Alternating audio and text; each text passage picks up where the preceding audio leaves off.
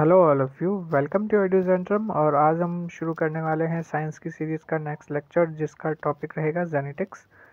इसके बारे में हम पढ़ते हैं। Transmission from one character to another from one generation to next generation is called heredity. ठीक है, सबसे पहले आपको हेरिडिटी टर्म पता चल गया। किसी भी कैरेक्टर का ट्रांसमिशन एक जनरेशन से दूसरी जनरेशन में होना हेरिडिटी कहलाता है। ठीक है, the process of transfer of hereditary character from generation to generation is called genetics. ठीक है, और हेरिडिटरी कैरेक्टर्स का प्रोसेस जब एक जनरेशन से दूसरी जनरेशन में कंटिन्यूस होता रहता है तो उसको हम क्या कहते हैं? जेनेटिक्स कहते हैं। ठीक है, the name genetics was first coined by W Watson in 1905। तो जेनेटिक्स टर्म सबसे पहले किसने दिया था? वाटसन ने दिया था 1905 के अंदर। और Johannes was the first use the name gene in 1909। Johannes जो है उसने सबसे पहले जीन वर्ड का यूज़ किया था। ठीक है, और फिर है Gregor John Mendel was the first who gave the idea of heredity based on this experiment 1822 to 1884। He is also known as the father of genetics. तो फादर ऑफ जेनेटिक्स कौन हुआ? Gregor John Mendel. ठीक है, तो father of genetics Gregor John Mendel हुए। और next इसमें देखते हैं, Mendel chosen pea plant in for his experiment. उन्होंने मटर के पौधे के ऊपर जो है प्रयोग किए थे अपने सारे के सारे। ठीक है, Mendel made a cross between two pure implant having contrasting character for a single trait called monohybrid cross, a tall and dwarf plant for height. ठीक है, तो इन्होंने क्या किया था कि दो प्योर जेनेटिक्स, मतलब एक प्योर लंबा पौधा और एक प्योर ड्वार्फ मतलब छोटा पौधा हाइट के अकॉर्डिंग, उन्होंने उसको यूज़ किया था और इनके बीच में मोनोहाइब्रिड क्रॉस करवाया था और उससे जो रिज़ल्ट आए थे उसको इन्होंने स्टडी किया था। ठीक है, अब उनके मोनोहाइब्रिड क्रॉस के जो रिजल्ट्स थे उसको देखते हैं। देखिए, सबसे पहले उन्होंने एक प्योर टॉल प्लांट लिया और एक प्योर ड्वार्फ प्लांट लिया, इनके बीच में क्रॉस पॉलिनेशन करवाया।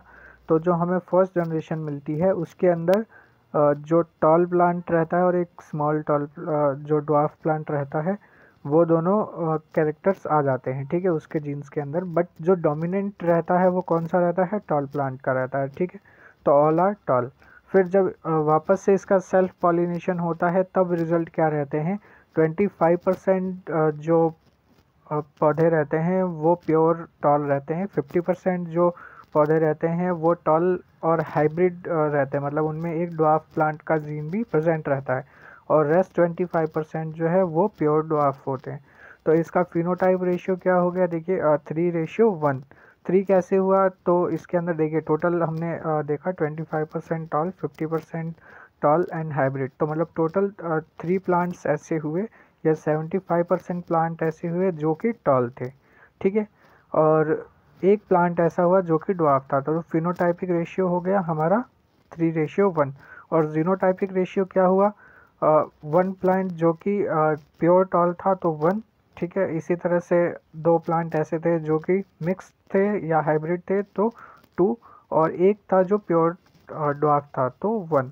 ठीक है, तो 1 to 1। तो इस चीज़ को ध्यान रखेंगे कि प्योर टॉल प्लांट और प्योर ड्वार्फ प्लांट का सेकंड जो जनरेशन में पौधे आते हैं वो कौन से आते हैं? फिनोटाइपिक रेशियो होता है 3:1 और जीनोटाइपिक रेशियो रहता है 1:2:1। ठीक है, अब हम आगे देखते हैं। इसके अंदर डाईहाइब्रिड क्रॉस क्या होता है? Mendel made a cross between two pure plant having pair of contrasting character. ठीक है, फिर इन्होंने डाईहाइब्रिड क्रॉसिंग करवाई। अभी इन्होंने क्या किया था? सिर्फ हाइट के अकॉर्डिंग लिया था तो मोनोहाइब्रिड क्रॉस हुआ। अब इन्होंने क्या किया? दो अलग अलग कलर के पौधे लिए और उनके बीच में इन्होंने हाइब्रिड क्रॉस करवाया। ठीक है, Mendel made a cross between two pure plant having a pair of contrasting character, जिनका कलर जो है वो अलग था। Colour and shape of seeds called dihybrid cross. ठीक है, कलर और शेप जो बीज रहते हैं उनकी जो शेप थी उसके अकॉर्डिंग उनको हमने क्या बोला? डाईहाइब्रिड क्रॉस बोला। He made a cross between plant having round seed with yellow colour and wrinkle seeds with green colour. ठीक है, फिर इन्होंने इनके बीच में क्रॉस करवाया। तो देखिए, जो राउंड सीड है उसका गैमेट क्या होगा? Capital R. Round and yellow को इन्होंने शो किया है कैपिटल आर से। ठीक है, और कैपिटल वाई से। ठीक है, और इसी के साथ व्रिंकल को स्मॉल आर और स्मॉल वाई से। ठीक है, तो गैमेट्स क्या क्या हुए, गैमेट हुए कैपिटल आर एंड वाई, और व्रिंकल का जो गैमेट रहेगा वो क्या रहेगा, small R and Y. Cross pollination करवाया। फर्स्ट जनरेशन में क्या मिला हमें, जो डोमिनेंट रेशियो था वो राउंड एंड येलो का था। ठीक है, तो capital R small R, capital Y small Y. ठीक है, तो सभी के सभी फर्स्ट जनरेशन के अंदर जो हुए all round and yellow seeds. ठीक है, पर क्या ये प्योर है क्या, नहीं प्योर नहीं है ये। ठीक है, हाइब्रिड हो गया। फिर जो हमने सेकंड जनरेशन इसकी मिलती है वो आती है सेल्फ पॉलिनेशन से। तो देखिए इसके अंदर इन्होंने इसको बना दिया है, पूरी की पूरी टेबल एक बार आप देख लेना। बाकी जो हमारे काम का है वो यही है कि फिनोटाइपिक रेशियो क्या रहता है सेकंड जनरेशन में। तो 9 प्लांट्स ऐसे रहते हैं जो राउंड एंड येलो रहते हैं। ठीक है, 3 प्लांट्स, ठीक है 3 प्लांट्स ऐसे रहते हैं जो हाइब्रिड राउंड एंड येलो, 3 ऐसे जो hybrid round and wrinkled and green, और 1 प्लांट जो रहता है वो रहता है आपका रिंकल्ड एंड ग्रीन। ठीक है, ये फिनोटाइपिक रेशियो हो गया 9:3:3:1। और इसका जो जीनोटाइपिक रेशियो रहेगा वो क्या रहेगा, 1:1, 2:4, 1:1। ठीक है, इस चीज़ को ऐसे ध्यान रखेंगे, 1:1, 2:4, 1:1। ठीक है, on the basis of mono and hybrid cross Mendel propose the law of hereditary. ठीक है, मोनो और हाइब्रिड क्रॉस के बेसिस पे मेंडल ने क्या किया था, प्रपोज किया था हेरिडेटरी का कॉन्सेप्ट या लॉ। ठीक है, लॉ ऑफ पेयर्ड यूनिट। अब पेयर्ड यूनिट का लॉ क्या है, Mendel propose that when two dissimilar unit factors are present in an individual only one is able to express. ठीक है, लॉ ऑफ पेयर्ड यूनिट देखते हैं। Mendel proposed that when two dissimilar unit factors are present in an individual, only one is able to express. One that express itself is dominant. ठीक है, Mendel ने बोला है कि अगर दो डिसिमिलर यूनिट हैं तो प्रेजेंट है तो उसमें से सिर्फ एक ही अपने आप को एक्सप्रेस कर सकता है, और उसको हम क्या कहते हैं, डोमिनेंट फैक्टर बोलते हैं। ठीक है, नेक्स्ट देखते हैं और क्या है, a unit factor while other fails to express is called recessive unit. जो यूनिट अपने आप को एक्सप्रेस नहीं कर पाती है उसको हम क्या कहते हैं, रिसेसिव यूनिट बोलते हैं। For example tallness is dominant factor over dropness. ठीक है, तो tallness is dominant factor over dropness. ठीक, दूसरा है law of dominance. Offspring of cross breed parent only show dominant character in first generation या F1 generation. ठीक है, cross breed parents के अंदर जो डोमिनेंट फैक्टर जो रहता है ना वो सिर्फ और सिर्फ फर्स्ट जनरेशन के अंदर ही शो होता है। ठीक है, लॉ ऑफ सेग्रीगेशन क्या कहता है, इन F2 generation both character which is govern by gene is separated. ठीक है, F2 जनरेशन जो आती है उसके अंदर जो जीन्स रहते हैं वो कैरेक्टर जो है वो सेपरेट हो जाते हैं। ठीक है, मतलब कि एक प्योर टॉल प्लांट भी मिलेगा आपको और एक प्योर ड्वार्फ प्लांट भी मिलेगा।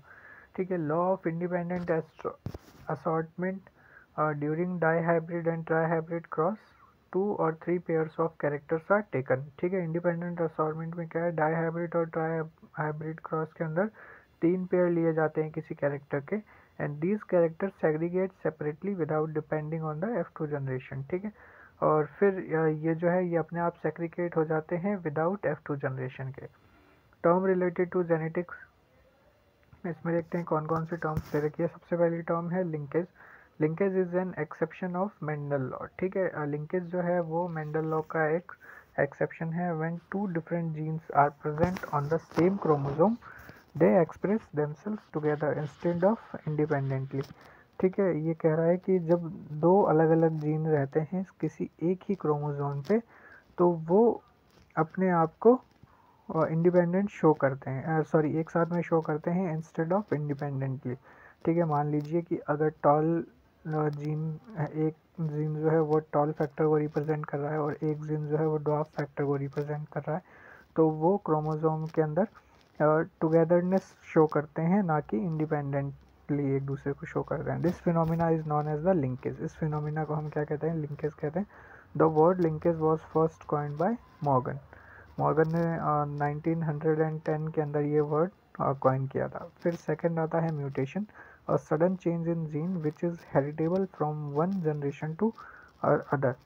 ठीक है, किसी भी जीन के अंदर एक चेंजेस जो कि एक जनरेशन से दूसरी जनरेशन के अंदर ट्रांसफ़र होता है, उसको हम क्या कहते हैं, म्यूटेशन कहते हैं। The term mutation was first coined bye Hugo de Vries. ठीक है, ह्यूगो डी व्राइस ने सबसे पहले ये टर्म दिया था। फॉर एग्जांपल जैसे किसी की ग्रीन आइज़ होती है या किसी की ब्लू आइज़ होती है, तो वो एक जेनेटिक म्यूटेशन है, ठीक है, और उससे जुड़े हुए सभी लोगों का जीन्स जो है वो एक जैसा होता है, ठीक। Variation when characters are transmitted from one generation to next generation there is some change, ठीक है।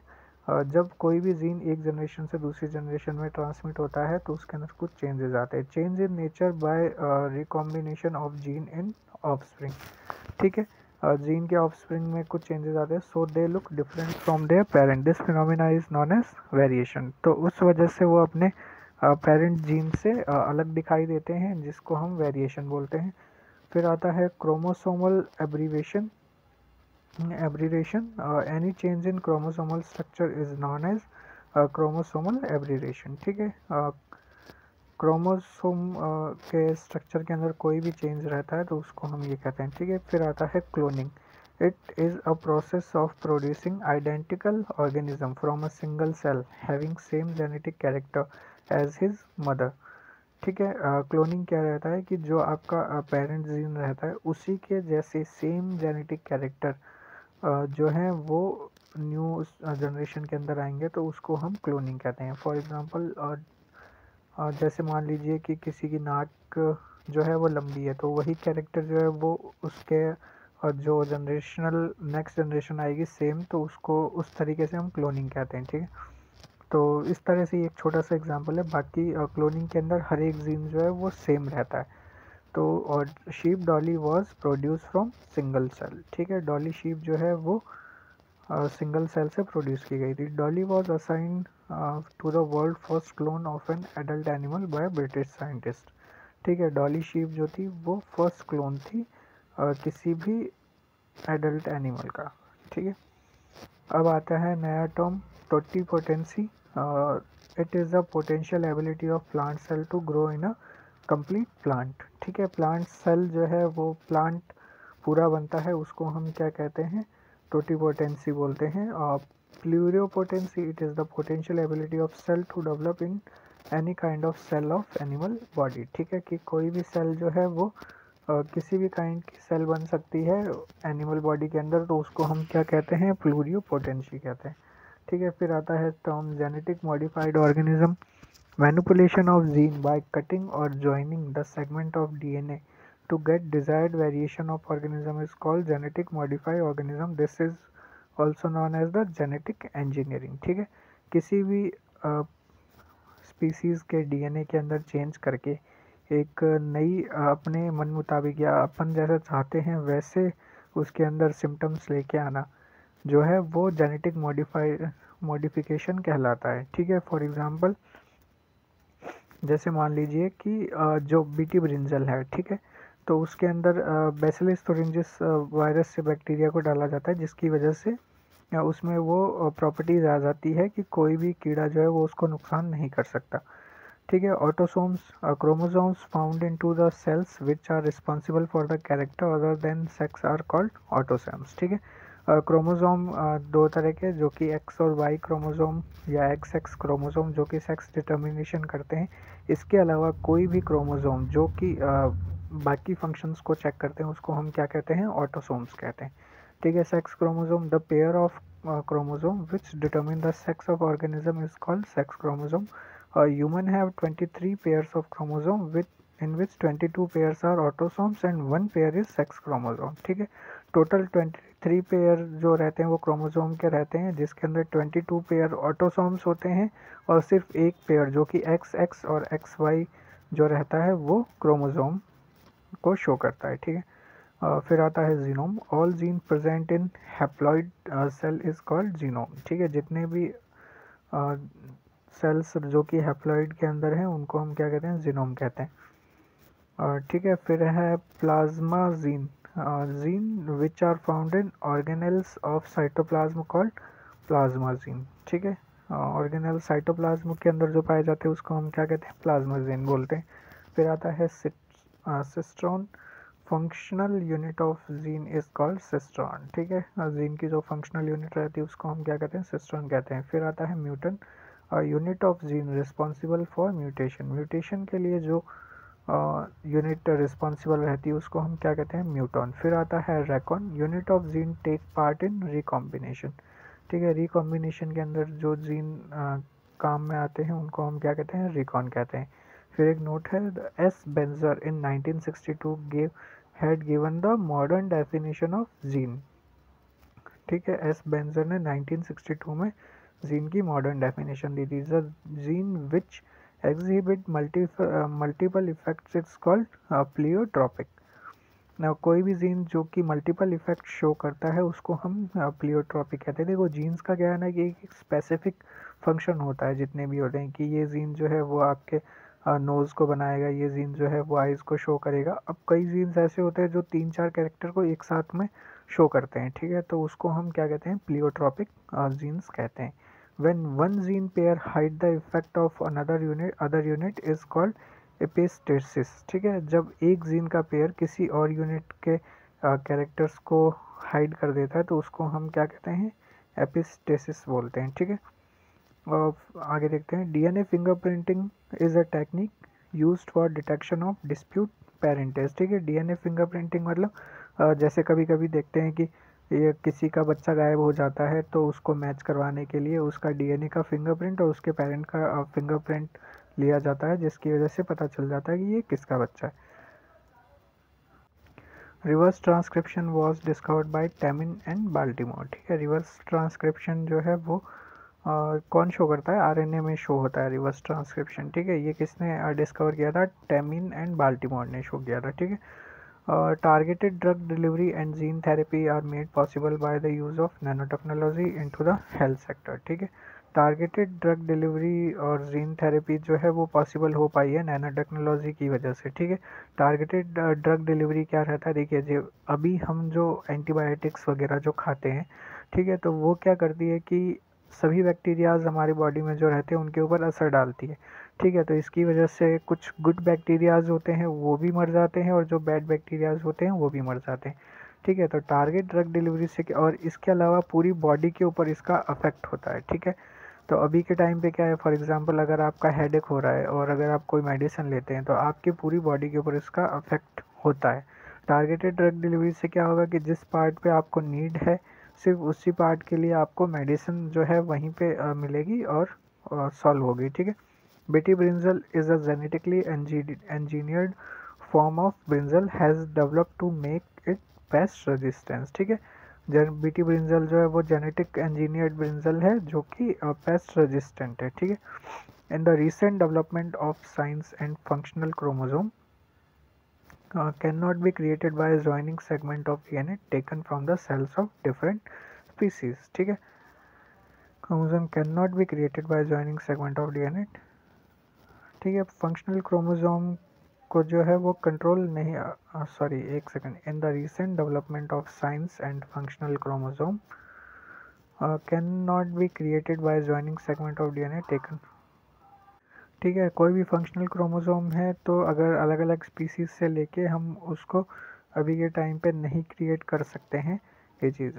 Genetic deposition of some people is the reason of multi drug resistance in microbial pathogens. ठीक है, जेनेटिकली सबका अलग अलग होना कुछ भी लोगों में रीज़न रहता है कि वो मल्टी ड्रग रेजिस्टेंस मतलब कोई किसी भी मेडिसिन का उनके ऊपर असर नहीं होता है। ठीक है, और taking incorrect dosages of antibiotic due to cure disease is reason of developing multi drug resistance. देखिए मल्टी ड्रग रेजिस्टेंस क्या होता है ना कि कोई भी मेडिसिन हम लेते हैं तो उसका हमारी बॉडी पे इफ़ेक्ट होना चाहिए, बट कभी कभी क्या होता है कि हमें गले के अंदर प्रॉब्लम है और हम कोई अलग दवाई ले रहे हैं, फॉर एग्जांपल हम पैरासीटामोल ले रहे हैं और हमारे गले में दिक्कत है तो वो इफ़ेक्ट नहीं करेगी।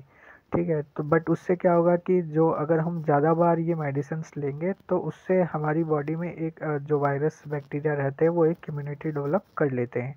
ठीक है, फिर हमारे ऊपर उसके या तो बहुत ज़्यादा हाई डोज से उसका असर पड़ेगा या फिर असर ही नहीं होगा, तो उसको हम कहते हैं मल्टी ड्रग रेजिस्टेंस। ठीक है, फिर है Cas I protein is a molecular scissor that used in targeted gene editing which is often mentioned in news. ठीक है, कैस आई प्रोटीन है, क्रिस्पर कैस 9 या कैस आई बोलते हैं, तो ये मॉलिक्यूलर सीजर रहती है, तो जिस डीएनए के सेगमेंट में प्रॉब्लम रहती है उसको अलग कर दिया जाता है। क्रोमोसोम के अंदर प्रॉब्लम है तो उसको अलग करके और फिर उसको करेक्ट कर दिया जाता है। ठीक है, In normal cells, the process of flow of genetic information from DNA to RNA is called transcription. ठीक है, डीएनए से आरएनए में जो जेनेटिक फ्लो रहता है उसको हम ट्रांसक्रिप्शन कहते हैं। तो आपका जो जेनेटिक्स का लेक्चर है लूसेंट के अकॉर्डिंग जितना इन्फॉर्मेशन दिया हुआ था वो कंप्लीट हो गया है, और अभी के टाइम पे ये आप इसको एक बार चेक कर लीजिएगा और इसके प्रीवियस ईयर जो क्वेश्चन है उसको आप कंप्लीट कर लीजिएगा।